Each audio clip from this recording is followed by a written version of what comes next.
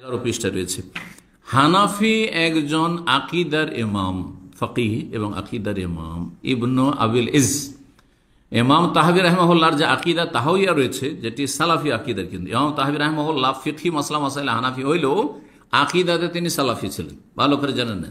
হানাফিরা অধিকাংশই বা সবগুলি প্রায় মাতুরিদি আকিদার, যেমন শাফি আর মালিকিরা হচ্ছে আপনার আশারি আকিদার, এই জন্য আকিদাতে তাদের বিভ্রান্তি রয়েছে। কিন্তু অল্প কিছু ইমাম তাদের মাঝে রয়েছেন যারা আকিদাত সালাফি, অর্থাৎ সাহাবায়ে কেরাম, তাবেঈন, তাবা তাবেঈন, ইমাম আহমদ রাহমাহুল্লাহ, ইবনে তাইমিয়া, যারা কোরআন সুন্নাহর অনুসরণে আকিদা বিশ্বাস করতেন, আল্লাহর নাম গুণাবলী সম্পর্কে, ঈমান সম্পর্কে, তাদের অনুসারী ছিলেন ইমাম তাহাবি রাহমাহুল্লাহ। তাহলে প্রচলিত যে হানাফি সমাজে মাতুরিদি আকিদার গুমরাহি রয়েছে, সেটি ইমাম তাহাবি রাহমাহুল্লাহর মধ্যে ছিল না। ইমাম তাহাবির কিতাবের এই কয়েকশো পৃষ্ঠার ভাষ্য আমরা মদিনা ইউনিভার্সিটিতে পড়েছি। তাহাবি আকিদা তাহাবিয়া তো ছোট্ট একটি, আকিদা তাহাবিয়া হচ্ছে ছোট্ট একটি পুস্তিকা, আর সেটা আপনার বিস্তারিত ব্যাখ্যা প্রায় 500 পৃষ্ঠার বেশি হবে বইটি, 500 পৃষ্ঠার কম হবে না। সেই কিতাবটির লেখক হচ্ছেন ইমাম ইবনু আবিল ইজ আল হানাফি বলে প্রসিদ্ধ। তিনি কি বলছেন শোনেন। ওয়াম্মা শুবহাতু মান কাল, যাদের এই সংশয় হয়েছে আর তারা বলেছে ইন্নাহা লাম তুখলাক, বা জান্নাত জাহান্নাম তৈরি হয়নি, ওয়াহিয়া আন্নাহা লাউ কানাত মাখলুকা, তাদের ধারণা এবং তাদের সংশয় সন্দেহ কি, যদি এখন সৃষ্টি হয়ে থাকে তাহলে লাওয়াজাবা ইলতিরার আন তাফনা ইয়াউমাল কিয়ামতের আগে সে ধ্বংস হয়ে যাবে। যদি জান্নাত জাহান্নাম আগে থেকে তৈরি থাকে তাহলে কি হয়ে যাবে? ধ্বংস হয়ে যাবে কিয়ামতের সময়। যখন কিয়ামত হবে, সারা পৃথিবী ধ্বংস হবে, তখন কি হবে? ধ্বংস হয়ে যাবে। এই সংশয়ে তারা পড়ে গেছে, কিন্তু এটা বুঝতে গিয়ে ভুল করেছে। কুল্লু শাইইন হালিকুন ইল্লা ওয়াজহা, আল্লাহ ছাড়া সব কিছু ধ্বংসশীল। কুল্লু মান আলাইহা ফান, ভূপৃষ্ঠে যা কিছু আছে সব কিছু ফানা, নিঃশেষ হয়ে যাবে, ধ্বংস হয়ে যাবে। এর মানে এই নয় যে ভূপৃষ্ঠেই তো আছে, আসমান জমিন যেখানে থাকে না কেন, জান্নাত জাহান্নাম যখন সৃষ্টি আছে তো আছে তো, হ্যাঁ। আর এই ক্ষেত্রে যতটা বোঝা যায় কোরআন হাদিসের আলোকে, যে জান্নাত আসমানের ওপরে রয়েছে আর জাহান্নাম ভূগর্ভে রয়েছে, জাহান্নাম ভূগর্ভে রয়েছে। এই জন্য আর এই ক্ষেত্রে দলিল হিসাবে সেটা মনে রাখতে পারেন যে লম্বা হাদিসে মুসনাদে আহমদও রয়েছে আর তিরমিজিতে সংক্ষেপে রয়েছে, মাইয়েতের রূহ যখন কবজ করে মালাকুল মউত নিয়ে যায় তো আকাশ পথে নিয়ে যায় না, যায় না। যদি নেক লোক হয় তাহলে গিয়ে যখন প্রথম আসমানের দরজায় যখন হাজির হয় তখন জিজ্ঞাসা করে, কে? অমুক। কাকে নিয়ে এসছো? অমুককে নিয়ে এসছি। আচ্ছা আচ্ছা ঠিক আছে, মুমিন, খোলা হবে। তাহলে মুমিনদের জন্য, মুমিনদের রূহ আত্মা উপরে নেওয়ার জন্য খোলা হয় পক্ষান্তরে, হ্যাঁ। আর তারপরে ইল্লিনে রাখতে বলা হয়, যে ইল্লিনে তাদেরকে জায়গা দিয়ে দাও। ইল্লিন মানে উঁচা, আর সিজিন মানে সিজন থেকে, সিজন মানে জেল। যখন পাপিষ্ট কাফেরের যখন কি নিয়ে যাওয়া হয়, রূহ আত্মা নিয়ে যাওয়া হয়, তখন খুলতে বলা, এত সোনা পচা গন্ধ আসে, কাকে নিয়ে এসছো? অমুককে নিয়ে এসছি, আমি অমুক ফেরেশতা মালাকুল মউত, যাও, খোলা হবে না।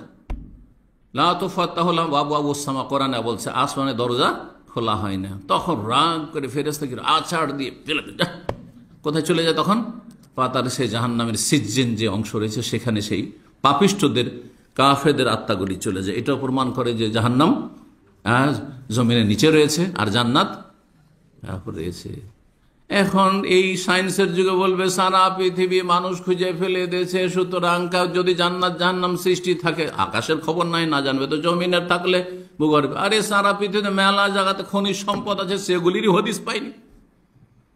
এখন আফ্রিকাতে এত খনিজ সম্পদ আছে, সেগুলির হদিস বের করতে পারেনি মানুষ। হ্যাঁ, একটা টেরোরিস্টকে খুঁজতে গিয়ে তন্ন করে খুঁজতে কত বছর লাগলো। হ্যাঁ, বিন লাদেন কে খুঁজে পায় না এই পাহাড়ি এলাকা আফগানিস্তান, ঠিক না?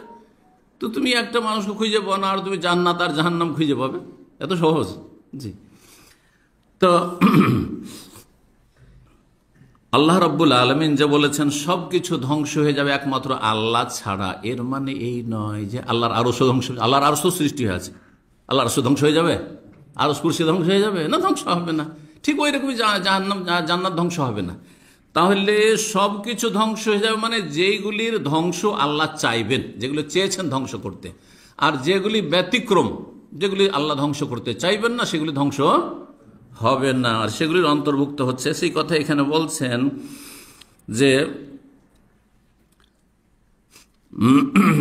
লম্বা কথা রয়েছে, যে এই যে দলিল পেশ করেছে বলছে এটা তোমরা ভুল বুঝেছ, বরং শোনো, ইন্নামা ওফিকা লিযালিকা আইম্মাতুল ইসলাম, ইসলামের আইম্মায়ে কেরামগণ, ইমামগণই সঠিক কথা বুঝতে পেরেছেন। তারা বলেছেন আন্নাল মুরাদা, উদ্দেশ্য হচ্ছে সবকিছু ধ্বংস হওয়া, মানে কুল্লা শাইইন মিম্মা কাতাবাল্লাহু আলাইহিল ফানা ওয়াল হালাক, যেগুলির ভাগ্যে আল্লাহ লিখে রেখেছেন যে এগুলি ধ্বংস হবে, সেগুলি ধ্বংস হবে। ওয়াল জান্নাতু ওয়ান নারু খুলিকাত লিল বাকার, জান্নাত জাহান্নাম সৃষ্টি করা হয়েছে ধ্বংসের জন্য নয়, কিসের জন্য? বাকি থাকার জন্য, অবশিষ্ট থাকার জন্য। লা লিল ফানা, ফানা ওয়া কাযালিকাল আরশ, আরশ ধ্বংস হবে না, কারণ আরশ হচ্ছে জান্নাতের ছাদ, সাকফুল জান্নাত, আরশ হচ্ছে জান্নাতের ছাদ। শেষখানে একটি হাদিস দিয়ে আলোচনা শেষ করব, আর তা হচ্ছে আদি বিন হাতিম রাদিয়াল্লাহু তাআলা থেকে বর্ণিত। তিনি বলছেন কালান নবী সাল্লাল্লাহু আলাইহি ওয়াসাল্লাম, নবী সাল্লাল্লাহু আলাইহি ওয়াসাল্লাম বলেন ইত্তাকুন নার, তোমরা জাহান্নামের আগুন থেকে বাঁচো। সুম্মা আরাজা, এই কথা বলার পরে নবী সাল্লাল্লাহু আলাইহি ওয়াসাল্লাম যেন মুখমণ্ডল, চেহারা মোবারক সরিয়ে নিলেন। ও আশাহা, যেন আগুন তাপ থেকে তিনি বাঁচতে চেষ্টা করছেন। সুম্মা কাল, তারপর ইত্তাকুন নার সুম্মা আরা, তারপরে যেন মুখটা হটিয়ে নিচ্ছেন। আর মনে হচ্ছে তিনবার করে এরকম করলেন, হাত্তা জানান্না আন্নাহু ইয়ানজুরু ইলাইহা, মনে হচ্ছে যে নবী সাল্লাল্লাহু আলাইহি ওয়াসাল্লাম স্বচক্ষে জাহান্নাম কাছে দেখছেন, আর তারপরে নিজেকে দূরে সরাচ্ছেন। সুম্মা কাল ইত্তাকুন নার, তারপরে বললেন রাসূলুল্লাহ ইত্তাকুন নার ওয়ালাউ বিশিক্কি তামরা, তোমরা জাহান্নামের আগুন থেকে বাঁচার চেষ্টা করো, যদিও কিছুই না থাকে, গরিব মানুষ, একটা খেজুরের টুকরো দিয়েও যদি হয়, একটা পয়সা দিয়ে হয়, সামান্য কিছু দিয়ে হয়, একটা খেজুরও নেই, একটা খেজুরের অংশ কিছু নেই দান করার জন্য, জাহান্নাম থেকে বাঁচার জন্য কিছুই পাচ্ছেন না। ফামাল্লাম ইয়াজিদ, যদি দান সাদকা না করতে পারেন, ফাবে কালিমাতিন তাইয়্যিবা, ভালো কথা দিয়েও জাহান্নাম থেকে বাঁচার চেষ্টা করো। আসসালামু আলাইকুম, ওয়ালাইকুম আসসালাম, জাহান্নাম থেকে বাঁচার ব্যবস্থা করলেন।